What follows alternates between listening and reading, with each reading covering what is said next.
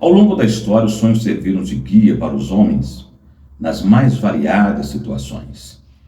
Não são poucos os relatos de guerras e conflitos cujos rumos foram ditados pelas relações que líderes e chefes militares recebiam durante o sono.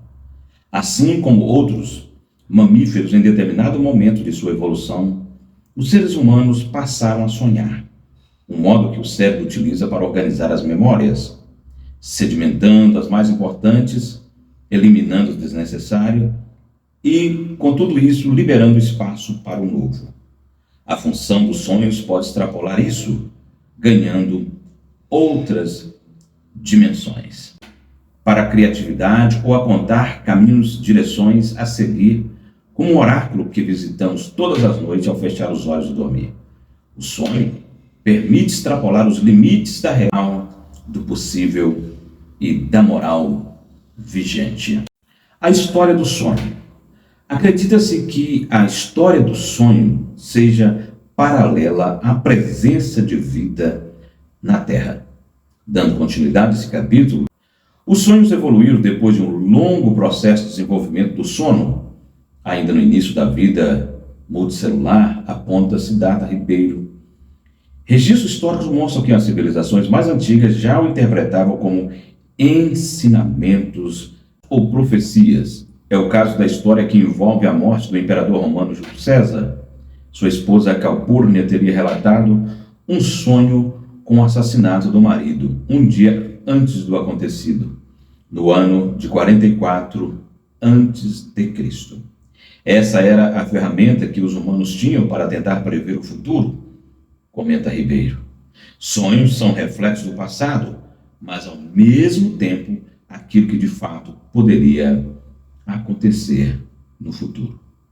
Mas a ciência não consegue dizer o porquê de cada elemento, como preza o conhecimento popular. Não existe nenhum diagnóstico clínico que pode atribuir significado ao sonho, destaca Gabriel Pires. Os gregos e os sonhos. Na mitologia grega, Esculápio é o deus da cura e da medicina. Na tradição grega, ele também era associado aos sonhos, a interpretação dos sonhos como uma ferramenta para o diagnóstico e tratamento de doenças. Na Grécia Antiga, os pacientes que buscavam a cura eram uma doença ou uma dor, podiam passar a noite inteira no templo de Esculápio e assim esperar que o Deus lhe aparecesse em sonhos. Os sonhos eram interpretados pelos sacerdotes do templo, que ajudavam os pacientes a entender os significados ocultos das imagens e símbolos apresentados no sonho. Esses sonhos eram considerados sagrados, muitas vezes eram acompanhados de tratamento específico, como banhos terapêuticos ou remédios à base de plantas.